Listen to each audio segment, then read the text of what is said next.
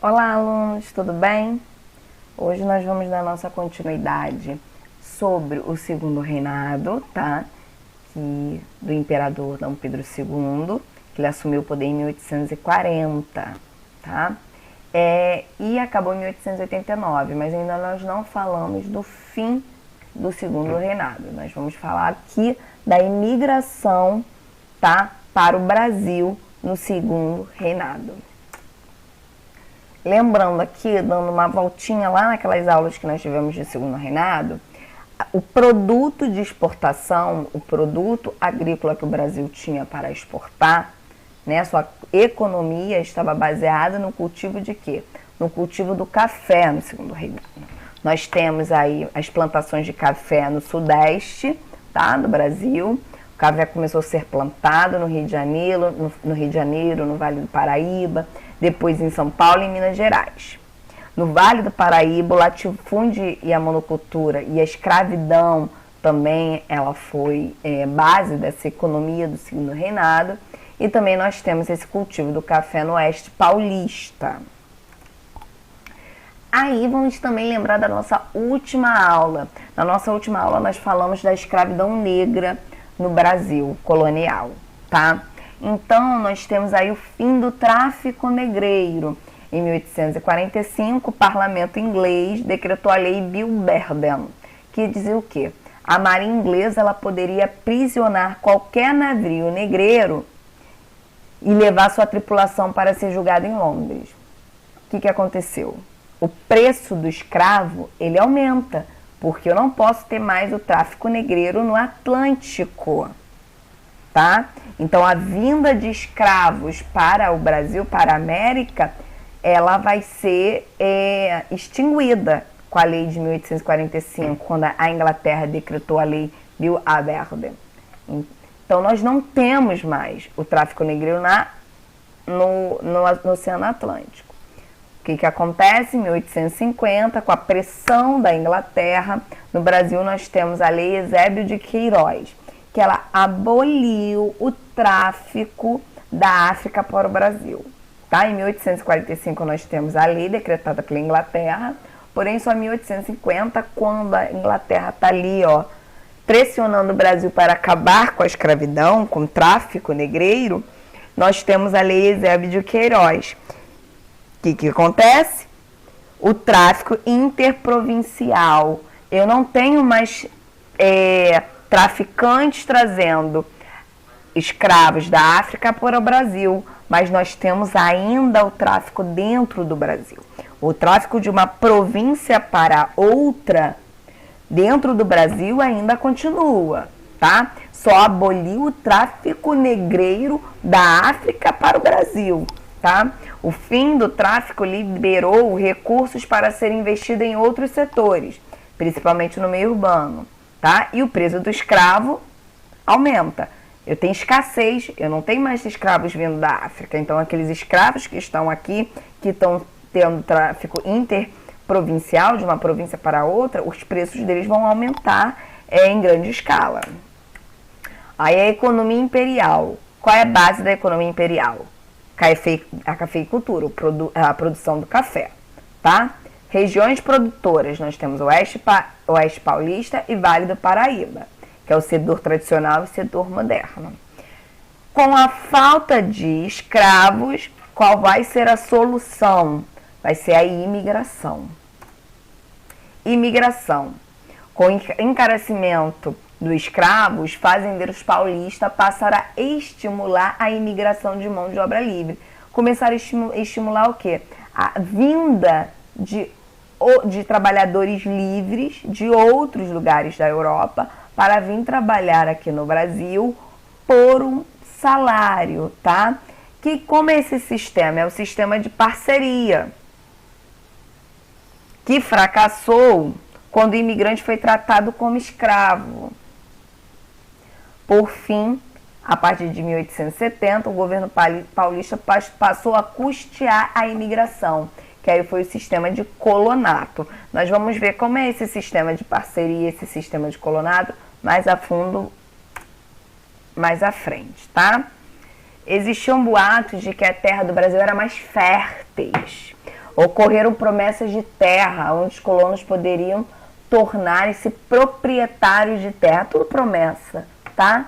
Esses produtores de café, os donos dos cafezais, começam a inventar essas mentiras, fazer essas promessas, que aqueles imigrantes, aquelas pessoas que estão vindo de lugares que são pessoas pobres, que estão vindo por uma condição de vida melhor, eles vão trabalhar e que as terras são férteis, são boas, e eles podem um dia trabalhar tanto, ser proprietário da terra, né? E a gente já tem o quê? A ideia do neoliberalismo, né? As condições de vida seriam muito melhores aqui no Brasil. Tudo promessa. Aqui do lado nós temos um cartaz que é o In América, que falava sobre essas promessas, que esses cartazes iam nos navios de imigração para atrair esses imigrantes, para eles virem para o Brasil, para eles trabalharem. Aí nós temos uma charge muito interessante, né? Que é um italiano. Aí ele chega para a mulher e fala assim: mulher, vamos para o Brasil. É lá que está o dinheiro e a terra das maravilhas. Arrume o baú que vamos partir. E lá se for em direção à terra do tesouro, do trabalho, dos papagaios, dos tucanos e da toda sorte de riqueza naturais, que só do lado de baixo do Equador uma família fria da Europa poderia encontrar. Então eles estavam vindo, essas pessoas pobres, né? Esses imigrantes que saíam da Europa, de várias partes da Europa, eles vinham para cá, para o Brasil, à procura de uma riqueza que não foi encontrada. Aí nós temos os dois sistemas de trabalho, como nós falamos um pouquinho antes, que é o sistema de parceria e o sistema de colonato. O sistema de parceria, o que acontecia? Os custos da vinda dos imigrantes eram pagos pelos proprietários de terra, os que cobravam posteriormente desse por meio de seu trabalho. Então, o que acontecia? O dono de fazenda pagava, tá, todos os custos da viagem, tá? A passagem, todo o custo da viagem ele pagava para esse imigrante. Chegando aqui, o imigrante vai pagar através do seu trabalho aquilo que o dono da fazenda gastou com a sua vinda. O fazendeiro cedia um pedaço de terra para o imigrante cuidar do café e depois dividia os resultados líquidos da venda. Então aí ele vai dar um pedaço de terra, um pedacinho, cedia, né? Não é dar, ele cedia esse pedacinho de terra, o imigrante vai cuidar ali do café, depois eles vendiam e dividiam o dinheiro dessa venda. Esse é o sistema de parceria. E nós temos o sistema de colonato. Os custos de vindas desses imigrantes eram pagos pelo Estado. E esse regulamentava as relações entre proprietário de terra e trabalhador estrangeiro. Então, aqui, o Estado do Brasil, o governo imperial, que pagava a vinda, os gastos, tá, dos imigrantes para o Brasil.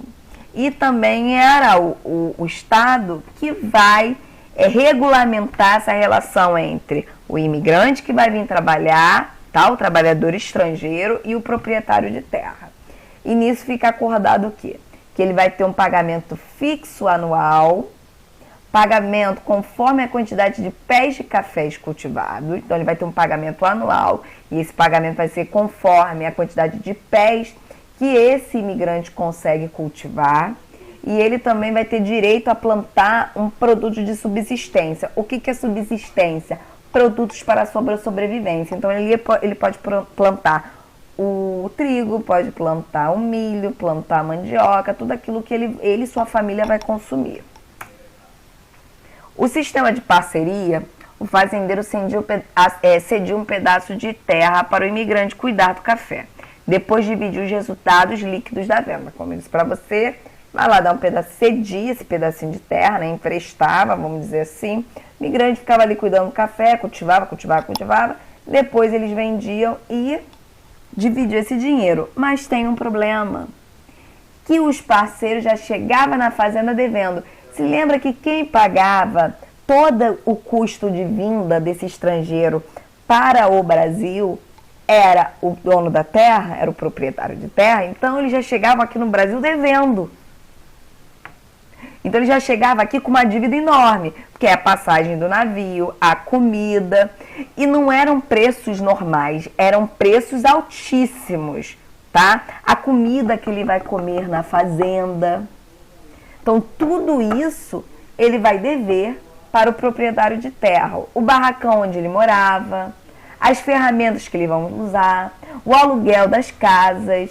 Eles só não pagavam pelo ar que respiravam, mas por tudo eles pagavam. Então imagina, ele vai chegar aqui achando que ele vai ter um pedacinho de terra, vai vender e vai dividir o dinheiro com o proprietário de terra, mas o proprietário de terra fala aqui, eu paguei a sua vinda, você teve que comer, você teve que, eu tive que te dar materiais para você cultivar, o aluguel da sua casa, então peraí, você que está me devendo.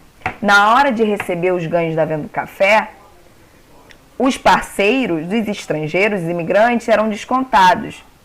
Além disso, o fazendeiro sempre vinha com uma série de contas esquisitas, que sempre o beneficiava. No fim, sobrava muito pouco para o imigrante. Era quase um trabalho de graça. Essa situação acabou gerando o quê? Uma revolta em algumas fazendas. Então, na hora de dividir o dinheiro, o proprietário de terra falava assim, olha aqui, você plantou isso, nós vendemos isso, seria meio a meio para cada um, mas olha, você está me devendo os instrumentos de trabalho, você está me devendo a passagem, você está me devendo a comida, você está me devendo isso, está me devendo isso, está me devendo isso, está me devendo aquilo, está me devendo... Quando via, ele tinha muito pouco para receber, ele quase trabalhava de graça.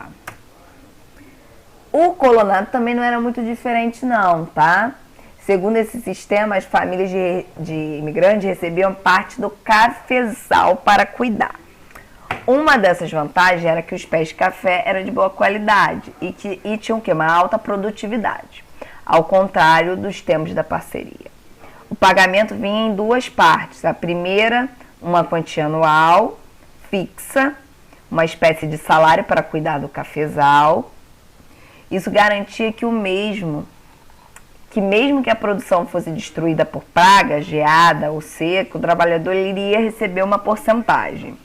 A segunda parte do pagamento era o resultado da tarefa, ou seja, pela quantidade do café colhido. Ao contrário lá do sistema de parceria que nós já falamos, havia uma divisão do lucro ou prejuízo. Eles dividiam o lucro ou o prejuízo. No colonado, o fazendeiro pagava pelo café entregue e pronto. Além disso, o colonado garantia que o trabalhador tivesse outras fontes de sobrevivência. Ele poderia plantar alimentos, criar porcos, galinha, tudo para garantir sua subsistência, né? A sua sobrevivência. E uma pequena fonte de renda.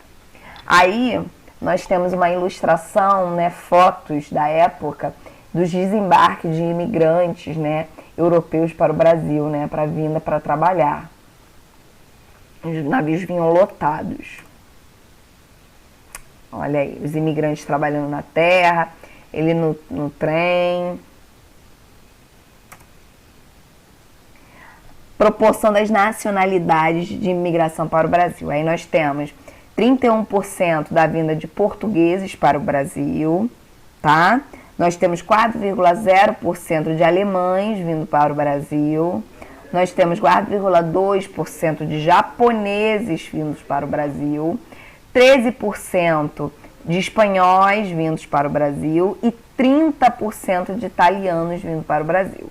17,8% são outros europeus, como holandeses, suíços, né? Aí estão incluídos nesses 17,8%. Aí são mais fotos de imigrantes trabalhando nas produções de café, na chegada aqui no porto. Aí outra foto da época, das mulheres trabalhando nas lavouras de café. Consequências sociais e econômicas desse tipo de imigração para o Brasil. Nós temos aí o trabalho assalariado, porque eles trabalham por um salário. É o emprego de mão de obra livre. Esses europeus, esses imigrantes não vão ser escravos, eles vão ser trabalhadores livres, eles vão vender sua mão de obra. Nós também vamos ter o aumento do mercado consumidor, conforme as terras são mais cultivadas, mais produtos de qualidade, mais mercado consumidor para consumir esse café. Nós também vamos ter nesse período o incentivo da industrialização no Brasil. Temos as colônias de imigrantes, nós temos a formação de colônias de imigração, o crescimento das cidades. Eles trazem com eles novos costumes, tá? E uma diversificação nas camadas urbanas, né? Porque nós vamos ter aí mais uma camada social, mais uma nova classe social chegando para o Brasil. E em 1850 nós temos a Lei de Terras. O que é a Lei de Terras? Ela estabelecia que o governo não poderia mais doar terras, somente vendê-las em leilões públicos, e que os proprietários deveriam registrá-la em cartório. Gente, isso dificultou muito os imigrantes terem um pedaço de terra no Brasil. Então eles são obrigados a trabalhar para esses cafeicultores o resto da vida, porque quando eu tenho que comprar um pedaço de terra, eu não posso mais, assim, acabou a doação de terra, agora as terras vão ser vendidas e regularizadas, sai muito caro. Só quem consegue fazer isso são os latifundiários, tá? Os grandes proprietários de terra. Então esses imigrantes vão ter pouquíssimo acesso à sua própria terra. Então assim a gente termina a nossa aula de hoje, falando um pouco da imigração para o Brasil, tá? A imigração ela foi a solução encontrada quando o Brasil, quando a Inglaterra ela impõe o fim do tráfico negreiro pelo Atlântico. Nós temos ainda mão de obra escrava no Brasil, mas ela é escassa e muito cara. Então começa a trazer esses imigrantes com essa promessa que aqui eles vão ter a sua própria terra, ficarem ricos, coisas que não acontecem, né? Então tenha uma ótima semana para vocês, façam os trabalhos, as atividades que eu vou propor lá na nossa plataforma. Se vocês tiverem alguma dúvida, vocês me perguntem pelo WhatsApp ou pelo meu e-mail, ou vocês também podem me mandar uma mensagem na própria plataforma, tá bom? Um grande beijo para todos, estou morrendo de saudade, que logo logo nós estaremos juntos.